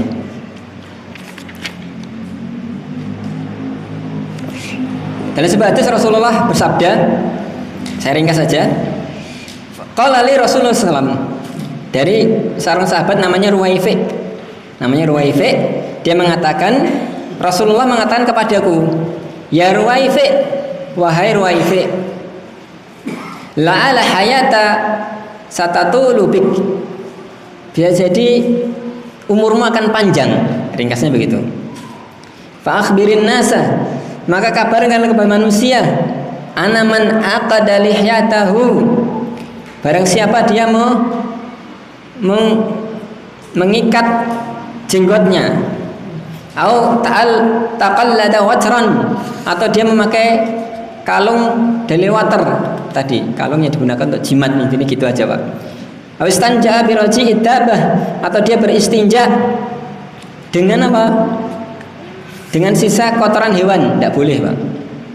Tidak boleh kita istinja itu dengan kotoran hewan, dengan tulang atau dengan nasi, tidak boleh. Walaupun dengan batu, dengan air dan yang lain-lain.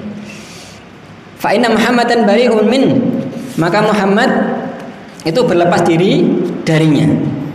Ini sebenarnya artinya berisi banyak faedah, tapi saya tulis satu aja, yaitu barang siapa mengalungkan sesuatu, maka apa? Muhammad akan berlepas diri darinya. Maka jimat, mudahnya begitu Pak. Barang siapa maka jimat, Muhammad berlepas diri darinya. Ini hadisnya dilengkapi dengan hadis berikutnya, man qata'a tamimatan min insanin kana atin raqabah. Barang siapa menghilangkan jimat dari seorang, maka dia seperti membebaskan budak. Karena dia seperti membebaskan budak. Baik. Kemudian satu hadis lagi, betul nolong ya? Ini biar satu lagi pun. Satu lagi ini biar lengkap. Jadi ini bab yang berikutnya, tapi ringkas. Babu mantabar abi syajarin aw hajarin wa nahwihima. Nah, ini nanti contohnya banyak. Barang siapa bertabaruk dengan batu atau dengan pohon atau dengan yang lainnya, atau dengan yang lainnya. Ini pembahasan lain Pak. Yang pertama tadi itu tentang sesuatu yang dipakai Pak, gelang dan lain-lain. Bab yang kita bahas sebelumnya tentang bacaan-bacaan atau jimat secara umum. Yang ini tentang bertabaruk. Tidak semua tabaruk itu salah Pak. Tabaruk itu ada yang benar ya. Mencari berkah itu ada yang benar ya. Dengan asmaul husna, dengan banyak lah. Tapi bertabaruk dengan sesuatu yang salah bisa termasuk kesyirikan. Contohnya dengan batu, dengan pohon atau yang semisalnya. Kemudian penulis membawakan beberapa ayat dan hadis, di antaranya ayat ini. Ya. Afara'aitumul Lata wal Uzza wa Manata tsalisatal ukhra. Afara'aitumul Lata wal Uzza. Saya tutup dengan ini, kita bahas singkat saja Pak. Ini contohnya banyak. Jadi dalam ayat tadi afara'aitumul Lata wal Uzza. Ini dalam surat An-Najm, Pak. An-Najm. Orang kafir Quraisy dulu mereka berbuat syirik dengan berbagai macam kesyirikan. Tapi yang paling gede 3 ini. Mereka berbuat syirik terkait dengan Lata, Manat dan Uzza. Afara'aitumul Lata wal Lata, Uzza dan Manat. Biar urut ya. Afara'aitumul Lata wal Uzza wa Manata tsalisatal ukhra. Dalam An-Najm. Ya. 3. Dan 3 ini kalau dirinci Pak, sebenarnya simpelnya itu sebenarnya orang itu pengen cari berkah Pak. Cari berkah. Yang tadi yang pertama Lata, saya sudah sampaikan, kuburan orang soleh. Kuburan orang soleh. Kemudian orang tabaruk di situ. Kemudian tawaf di situ. Kemudian terjerumus dalam kesyirikan. Yang kedua Uzza.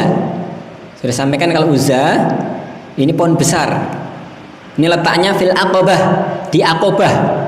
Kalau ini jamaah haji nggih, jenengan tinggal teng TV ini kok live saking manasik haji. Lah ini kok lempar apa jamarat, Pak. Lempar apa? Jumroh nih kok. Nah itu daerah Aqabah itu situ. Ya, itu daerahnya agak berbukit. Mina itu kan agak besar, nanti kemudian agak menyempit ke daerah Aqabah itu. Ya, lempar jumroh itu. Nah dulu Uzza itu di situ. Tempatnya agak naik. Ada pohon besar dulu di situ. Yang mana orang kafir Quraisy, ini orang Quraisy, ini di Mekah, Bang. Kalau Lata tadi agak jauh dikit, dia mendekati Taif. Taif itu agak naik dikit, Pak. Kalau ibaratnya kita di sini, kita di sini Sukarjo, Taif itu yang di apa? Di Tawangmangu lah, naik, tapi lebih jauh dikit, Pak. Agak dekat itu. Dia agak naik, agak adem gitu. Kalau Uzza itu di Mekah, di ujung Mina itu, ya dekatnya dekat tempat lempar jamrat itu. Ada pohon besar dulunya, katanya sakti. Orang kalau ada perlu yuk ke situ, minta ke situ. Bahkan katanya bisa ngomong kadangkala. Dan orang kafir Quraisy bangga sekali dengan itu. Bahkan itu yang paling dibanggakan. Bahkan ketika Abu Sufyan dalam perang Uhud, kemudian perang terjadi perang antara pasukan Mekah dengan pasukan Madinah. Abu Sufyan dia memimpin pasukan Mekah, bukan Abu Jahal, bukan Abu Lahab, kan sudah meninggal sebelumnya, ya. Abu Sufyan mengatakan demikian, lana Uzza, la Uzza lakum. Kami punya Uzza, kalian enggak punya Uzza. Nah, mereka bangga dengan Uzzanya itu.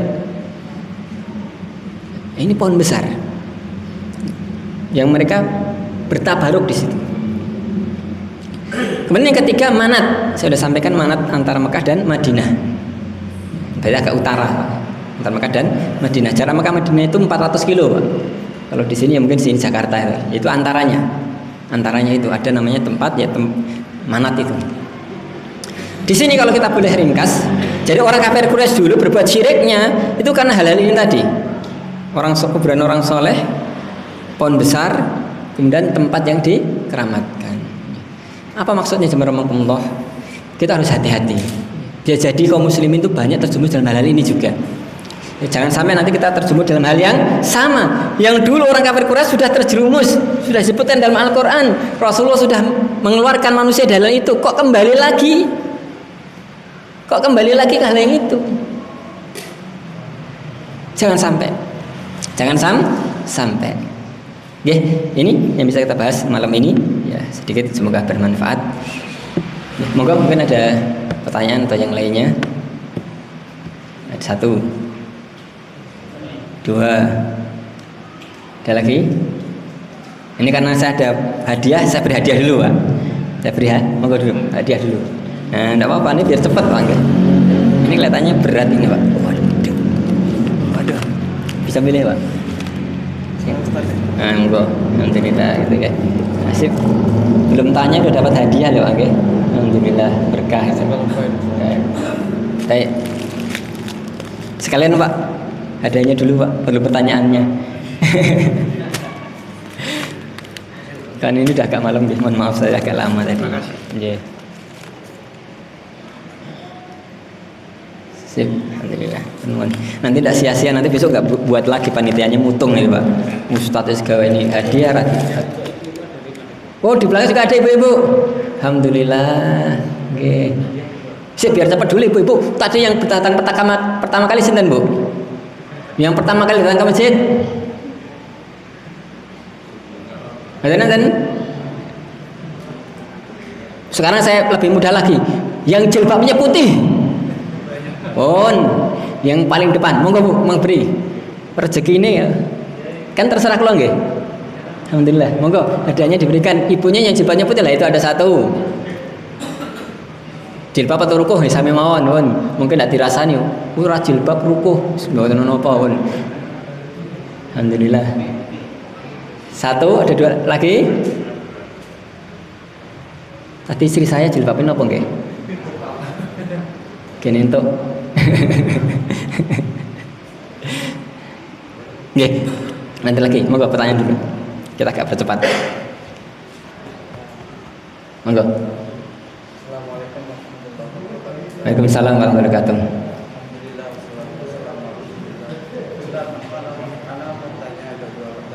Dua pertanyaan, nggih. 1. Yang pertama, Ustaz, Anda mau tanya Ustaz untuk kita yang belum mengetahui bab tauhid. kita tidak bisa berdakwah di lingkungan atau di tempat kita bekerja, apakah kita masuk tenaga berdakwah? Karena yang saya tahu Allah mengatur suatu negeri yang dimana di negeri tersebut Allah mengatur orang yang pertama kali biasa adalah orang yang bertakwa, dan dimana dia tidak berbuat di lingkungannya. Yang kedua, bagaimana kita bisa berdakwah walaupun ilmunya memiliki terbatas. Jasa kalau Assalamualaikum warahmatullahi wabarakatuh. Nggih.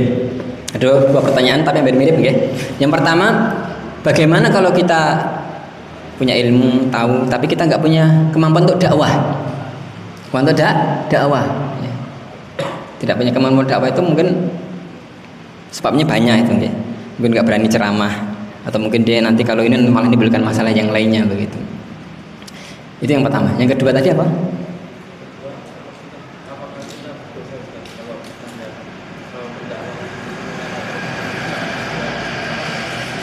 Apakah kita berdosa kalau kita tidak berdakwah? Ya baik. Saya akan jawab dengan dua hal. Yang pertama, jadi jamaah rahimakumullah, setiap orang itu bisa dakwah, ini penting. Hanya mungkin caranya berbeda. Caranya tentu berbeda tiap orang. Kalau dia bisa ceramah ya ceramah. Kalau tidak bisa, dengan cara yang lainnya. Apa? Ngajak orang ngaji. Mungkin nggak bisa ceramah, tapi bisa ngajak orang ke pengajian. Jadi ngajak pengajian. Nggak bisa juga. Wah, saya repot.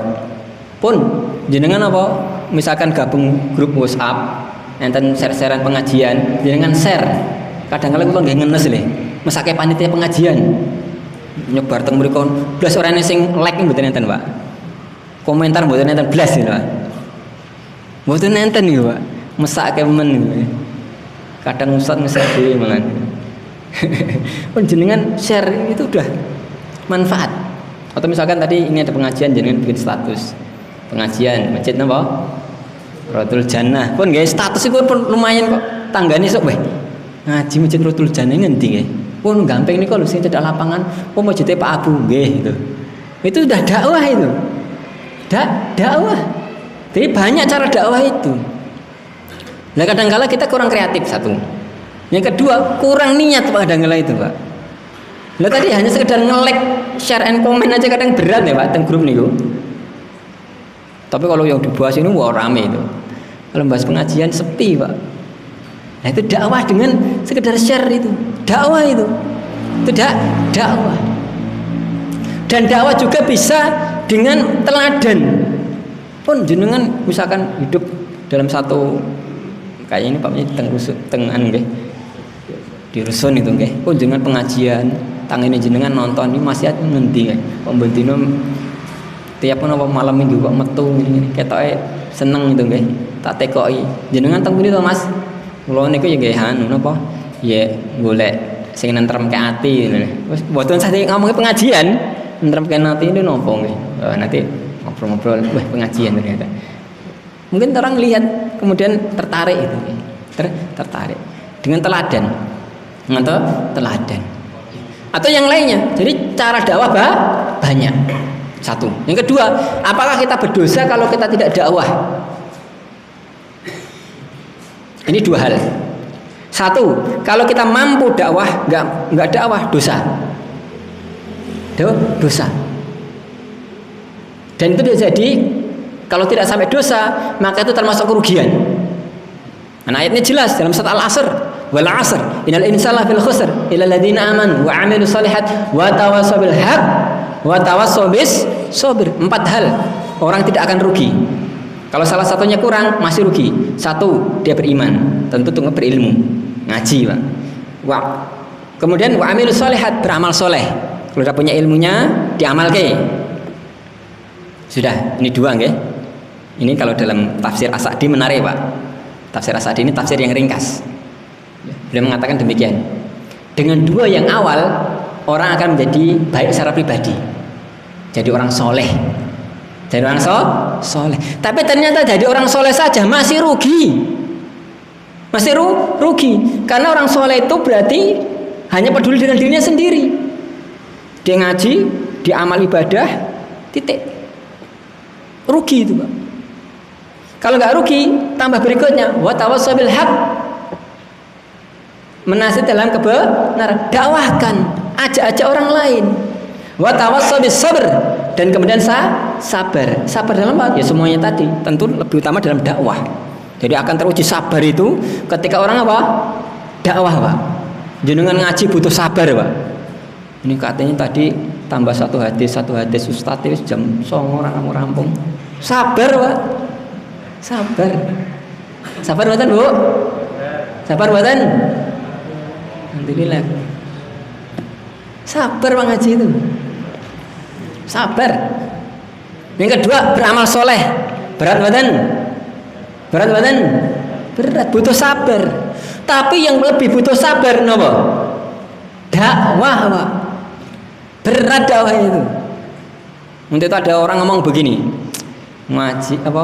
Misi pengajian malah dipaido, wis mending belantik. Pun jujur mending belantik. Belantik itu apa, Pak? Dodol wedhus, Pak nggih. Jelas entuk duit nggih. Waduh dakwah malah diseneni wong, malah dipaido kesel-kesel. Yen motong ya pun. Jadi memang dakwah itu sabar, Pak. Butuh sabar. Niatnya bagus malah dicela, malah dimusuhi, malah enggak begitu. Tapi itu harus dilakukan. Maksud saya ini menjawab pertanyaan Bapak tadi, kalau kita enggak dakwah apa dosa? Tadi jawabannya tergantung, bisa jadi bisa tidak, tergantung kondisi. Kalau dia mampu dan harus dakwah, enggak dakwah dosa dia. Tapi dalam kondisi yang lain mungkin enggak sampai dosa. Tapi tetap rugi. Tetap rugi. Karena apa? Karena kalau orang enggak dakwah, dia melanggar ayat ini tadi, rugi. Jadi orang itu selain jadi orang soleh harus juga menjadi orang yang muslih. Ini pertanyaan, nanti bisa jawab dapat hadiah. Jadi soleh, muslih, ini dua hal yang berbeda. Kalau soleh baik secara pribadi, kalau muslih memperbaiki yang lainnya, gawe apike wong liya. Jadi kalau orang soleh, orang apik, wong apik wis soleh itu nih, Pak. Tapi kalau muslih memperbaiki orang lain, bagi orang lain. Jadi lebih bagus soleh atau muslih? Pak soleh atau Pak muslih? Kalau Pak soleh, Pak muslih tergantung ya. Kadang namanya ini tapi nggak sholat ya, sama saja. Muslih kenapa, Pak? Nggak bisa memperbaiki masyarakat umum. Alhamdulillah. Pak Sinten namanya, Pak? Alhamdulillah. Pak Sinten, Pak? Pak Sugiono. Monggo, alhamdulillah. Kiranya pun dia, Pak? Oh, celak mriki nggih, monggo. Ini hadiah loro, Pak. Pun mantap ini, Pak. Pak Sugiono. Dari tadi saya lihat itu antusias, Pak. Alhamdulillah. Alhamdulillah, monggo, Pak. Berkah. Alhamdulillah. Ya. Jadi orang yang muslih memperbaiki orang lain. Karena kebanyakan manusia itu bakhil, hanya mikirkan dirinya sendiri. Malam minggu mending jalan-jalan, pengajian, kesel kan? Kadang mungkin gitu. Bismillah, Pak. Luruskan niat. Dakwah itu perlu kesabaran, Pak. Dakwah itu perlu kesabaran. Apalagi sudah sampai malah disalahkan orang, wah ini perlu. Itu Rasulullah contohnya paling baik. Ya Rasulullah ketika dakwah ke Taif, itu orang itu kejadiannya 10 Hijriah. 10 kenabian, tahun kenabian. Jadi setelah istri beliau wafat, paman beliau wafat, beliau sedih, gundah. Kemudian beliau itu pengen menghibur diri. Tapi menghibur dirinya buatan piknik lewat. Jadi beliau dari Mekah keluar ke Taif. Untuk apa? Dakwah di tempat lain. Jadi pikniknya apa? Dakwah juga. Sampai Taif itu sekitar 75 kilo dari Mekah. Sampai sana itu kayaknya disambut, Pak. Disambut, kemudian terus lanjut ke tengah kampung Taif. Ternyata sampai tengah kampung sudah skenario, Pak. Kemudian wanita-wanita, anak kecil keluar dilemparin batu, Pak. Ini kalau yang keluar laki-laki bantah itu gentle, Pak. Ini perempuan, laki-laki, anak kecil dipoyoi, Pak. Dipoyoi. sampai apa? Berdarah-darah. Sampai berdarah-darah itu. Akhirnya dia keluar dengan berlari gitu. Kemudian diikuti malaikat, 2 malaikat. Di antaranya malaikat gunung. Dia mengatakan, "Ya Muhammad, wahai Muhammad, perintahmu di depan mataku. Kalau kamu mau tak cabut gunung ini, timpakan dari Taif." Ini kalau kita gimana Pak jawabannya Pak? Oke. Laksanakan, mantap. Wah begitu, wanyel Pak. Wanyel gitu. Kita tuh kalau ada kesempatan balas itu Pak. Rasulullah enggak. Beliau mengatakan lah, jangan. Fa innahum la ya'lamun. Mereka adalah orang yang tidak tahu. Bahkan kemudian beliau doa, Pak. Bayangkan malah didoakan, Pak. Mengatakan Allah maghfir qaumi fa innahum la ya'lamun. Ya Allah ampuni umatku, kaumku, sungguhnya mereka orang yang tidak tahu. Jadi bukan karena nggak tahu saja. Ya, tapi ini nggak gampang loh, Pak. Nggak gampang. Kita kadang disindir orang sedikit kan udah berat, Pak. Bonjengan nopo nate, Pak. Ngisi pengajian di balang nopo sandal, Pak. Dereng nate. Paling pol mau disindir, Pak. Itu. Kadang-kala kita itu gampang mutung, Pak. Dulu pernah saya ngisi kajian di kampung, ya. Ini jam 9 kurang 2 menit. Ada ibu-ibu pengajian curhat, Pak. Terus pengajian ngomong ngeten. Ustaz, kula ini salah nggih nopo, namung tumut pengajian kok yen kula lewat itu monggo bukaji gitu nggih. Disindir-sindir itu. Jawaban kula nopo? Sabar. Orang itu kadang-kadang nggih begitu, butuh kesabaran. Nggih, bapaknya terakhir, Pak. Ini singkat.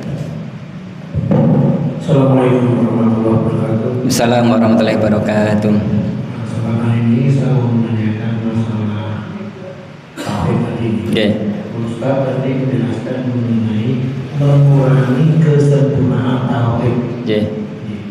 Mungkin ini banyak terjadi di kehidupan sosial masyarakat kita. Bukannya kita mau berdebat malam ini enggak, cuma saya minta pencerahannya. Seperti kegiatan kita ketahui di daerah Solo itu di Pasar Kliwon itu tentunya setiap tahun sekali mengadakan kaum yang dihadiri Wisya, Habib dan seterusnya se-Indonesia. Apakah kita juga bisa menjustifikasi berkesimpulan bahwa itu juga termasuk dalam perbuatan syirik?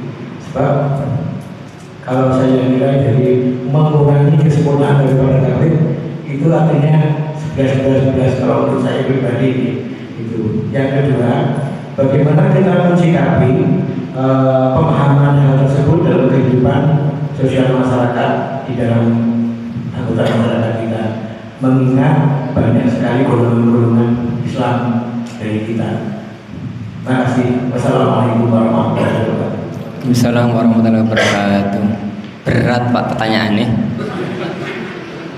Pripun nih Pak Abu? Lanjut ronde kedua napa? Jawab singkat mawon nggih? Nah, jawab sithik mawon, pun. Singkat. Bahas lagi nggih. Yang pertama ngeten. Saya jawab dengan hati-hati Pak nggih. Yang pertama, bahwasanya satu, tugas kita belajar, ini penting. Ya, saya sudah nyampaikan di awal nggih. Tugas kita belajar, bukan untuk nyalakan orang lain. Satu prinsip hidup. Orang itu belajar, paham kebenaran, dakwahkan begitu. Bukan untuk nyalakan orang lain. Satu. Yang kedua, tadi pertanyaannya bagus Pak, dan beliau juga menjawab dengan hati-hati. Pertanyaan saya apresiasi. Kan 2 pertanyaan. Satu terkait dengan hakikat sesuatu, kemudian sikap kita, cara kita berinteraksi bagaimana, kan juga tidak nyalahkan ya. Ini kan satu memahami hakikat sesuatu, ini benar atau tidak, ini ada kaitannya dengan yang dibahas tadi atau tidak, atau bagaimana. Kemudian gimana sikap kita, ini kan juga bagus juga. Beliau tidak menyatakan apa orang itu salah, enggak begitu. Tapi kembali ke diri kita, dan ini bagus. Pertanyaan ini penting. Ini cara kita beragama juga harus seperti itu, Pak. Memahami hakikat sesuatu, kemudian cara kita bagaimana. Kalau orang lain kemudian melakukan sesuatu, dia merasa benar, ya hanya dia.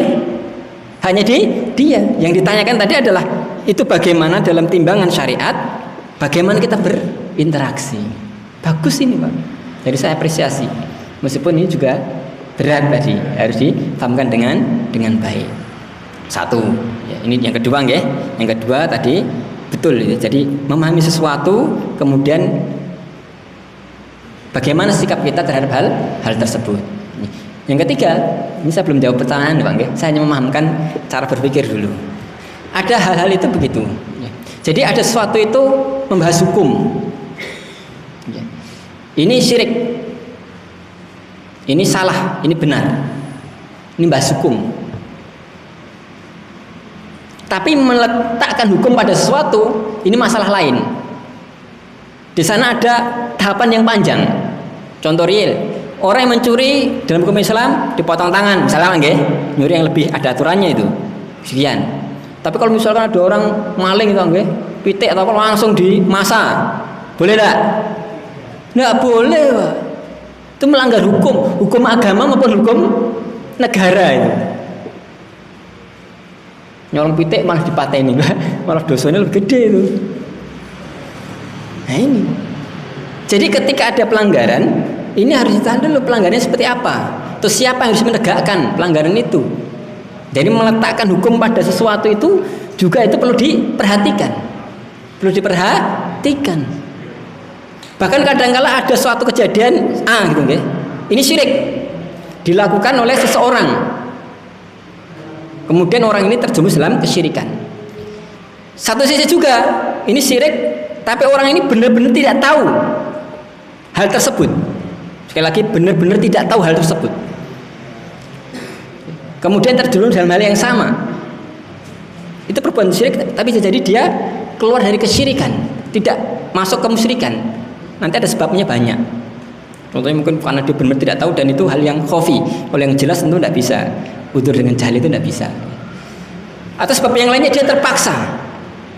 Orang yang dipaksa tidak mungkin apa terjatuhi sesuatu. Dalam banyak kasus terjadi itu.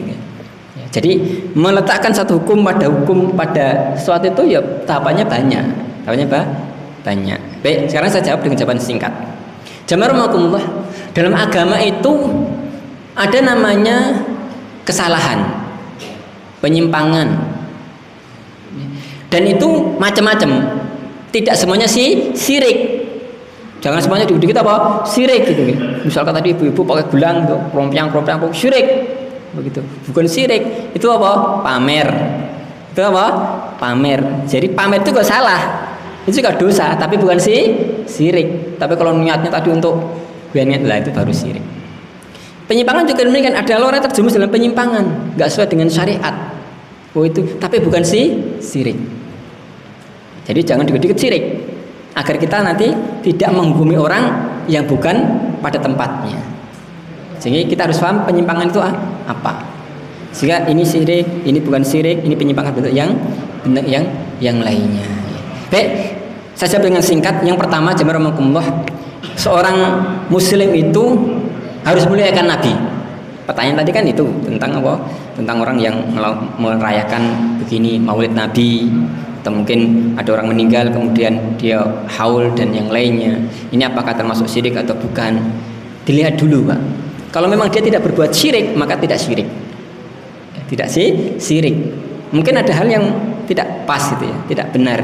Ya sudah, yang tidak pas, tidak benar itu bahwa sesuai dengan pembahasannya. Tapi tidak boleh kita sama-sama mengatakan apa? Syirik gitu. Tidak boleh. Tidak boleh. Harus dirinci. Yang kedua, yang pertama tadi nggih, memuliakan Nabi itu suatu hal yang baik. Tentu caranya banyak. Caranya banyak itu dengan banyak hal itu nggih. Mungkin ada satu hal yang tidak pas. Tidak pasnya belum tentu juga syirik. Hanya tidak disyariatkan. Dan tentu, mohon maaf, itu macamnya banyak. Bahkan, mohon maaf saya jujur aja, termasuk orang yang melakukan hal tersebut, itu pun ada sesuatu yang tidak dengan yang lainnya. Mohon maaf ini saya serius saja. Ya. Jadi ada seorang yang melakukan hal tersebut, itu kemudian dia wanti-wanti betul yang lainnya melakukan hal yang sama, tapi dengan cara yang mohon maaf nari-nari gitu, Pak. Dengan apa? Dangdutan gitu. Akhirnya ini marah. Itu begitu kok sholawat pada Nabi kok sambil dangdutan, sambil ini marah ini, Pak.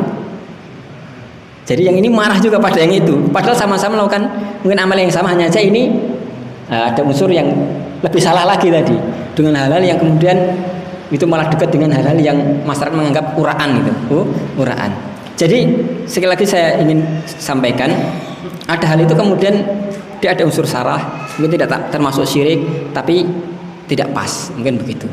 Kemudian yang lainnya mungkin lebih parah lagi, melakukan suatu hal yang salah gitu. Sehingga tergantung yang dilakukan apa. Apa. Yang kedua, yang penting juga sikap kita bagaimana. Ini saya jawab singkat dulu. Jadi sikap kita bagaimana subhanallah. Sikap kita tentu yang pertama terus belajar. Terus belajar, kemudian memahamkan masyarakat dengan tauhid. Nanti masyarakat akan faham. Lama-lama akan faham mana tauhid, mana yang bukan tauhid. Yang kedua juga adalah sikap kita, fokus kita adalah menyebarkan ilmu, bukan menjatuhkan orang, Mbak. Jadi tidak perlu kita nyebutkan itu darah situ, itu saat itu, BPP itu, tidak perlu, Mbak. Tidak perlu. Tidak perlu kita nyebut nama, tidak perlu kita nyebut merek, meskipun kita juga tahu itu ya. Tidak perlu. Rasulullah ketika dakwah fokus pada intinya apa, bukan untuk menjatuhkan orang, bukan untuk apa menyalahkan orang. Ini penting. Jadi fokus kita ketika dakwah fokus pada substansi, intinya apa. Tidak usah bahas orang, tidak usah bahas ormas itu, organisasi itu, kelompok itu, tempat pengajian itu, lokasi itu, ustadz itu, kiai, tidak usah. Bahas tauhid, bahas syirik, orang paham, nanti orang bisa menilai. Itu sikap kita. Dan sikap kita adalah tadi fokus pada intinya, bukan pada personal. Ketika dakwah. Yang ketiga, ini penting juga. Ini terakhir penutup dari saya. Bahwasanya subhanallah, dakwah itu ternyata PR-nya masih banyak, Pak. PR-nya masih banyak. Dan nanti ketika kita berinteraksi di masyarakat, berinteraksi dengan orang banyak, maka ingat satu kaidah penting, selama itu muslim, kita bersaudara. Meskipun dia punya kesalahan, meskipun tidak setuju dengan kita, meskipun mungkin beda pemahaman, selama itu bukan masalah yang mengeluarkan dia dari agama, maka kita harus tetap bersaudara. Jangan sampai hanya gara-gara beda tempat pengajian, beda ormas. Jangan, Pak. Di Indonesia banyak ormas, Pak. Saya kira jasanya besar, Pak. Ada Muhammadiyah, ada NU, ada MTA atau yang lainnya. Masing-masing punya karakter, Pak. Yang ini seperti ini, sudah itu ormas Islam.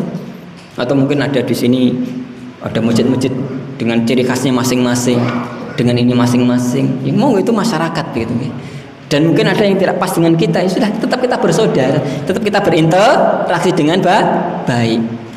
Jangan sampai hanya karena perbedaan dikit kemudian apa? Kita kemudian pecah. Ini penting, Mbak. Bahkan meskipun beda, selama tidak keluar dari agama, maka itu saudara kita. Dan dalam kita beragama, terakhir betul, Pak, ini benar terakhir. Dari tadi terakhir terus tatat setengah jam gitu ya. Terakhir, Pak. Asal betul, Pak. Asal betul, Pak. Asal, Pak, nggih. Wah, bapaknya setuju banget itu. Pak, ini hadiah, Pak, monggo, Pak. Terakhir, Pak. Enggak usah dipoto, Pak. Bapaknya ini, alhamdulillah. Terakhir ini belum habis tadi. Jadi kita beragama itu harus toleran, Mbak. Toleran. Prinsip Islam toleran. Tidak ada paksaan dalam agama. La ikraha fiddin. Tegas jelas, Pak. Tidak boleh kita memaksa. Bahkan dalam beragama, yang itu non Islam, ini Kristen, kita tidak boleh maksa, Pak. Apalagi masih sama Islam. Ini pamannya begini, pamannya tidak boleh. Kita harus toleran, Pak, dari manusia itu. Toleran. Ini penting sekali. Toleran. Jangan sampai kita kemudian jadi orang intoleran, keras, jangan. Tapi juga jangan nggak punya sikap. Yang benar katakan salah katakan enggak, itu beda lagi. Qad tabayyana rusdu minal ghayy. Jadi kita harus apa? Konsisten, yang benar-benar, yang salah. Jadi kita harus beragama secara toleran, samhan. Ya. Jangan kemudian kita saklek. Ya. Jadi dalam agama itu memungkinkan orang berbeda pendapat, selama ada dalilnya. Ini penutup betul. Saya tutup dengan sebuah hadis Rasulullah. Ketika perang Ahzab selesai, Rasulullah memerintahkan kaum muslimin pasukannya untuk mengepung Bani Quraidah, orang Yahudi yang khianat ketika saat itu, khianat perang. Rasul mengatakan, la yusalliyanna ahadukum illa fi Bani Quraidah. Jangan sekali-kali kalian sholat kecuali di kampungnya Bani Quraidah. Jangan sholat asar kecuali kampungnya Bani Quraidah itu, segera berangkat. Akhirnya kaum muslimin berangkat, duet pasukannya. Ternyata Pak, hampir maghrib belum sampai Pak. Hampir maghrib itu belum sampai, padahal belum sholat asar. Maka sudah gaduh saat itu para sahabat. Sebagian mengatakan berhenti dulu, sholat asar dulu, sebelum mau masuk maghrib. Yang satunya enggak, tetap terus sholat. Terus apa? Jalan. Nanti sholatnya apa? Di kampungnya Bani Quraidah. Akhirnya terpecah jadi dua. Sebagian berhenti sholat, baru lanjutkan perjalanan. Sebagian lanjut perjalanan, sholat dulu, sampai baru sholat.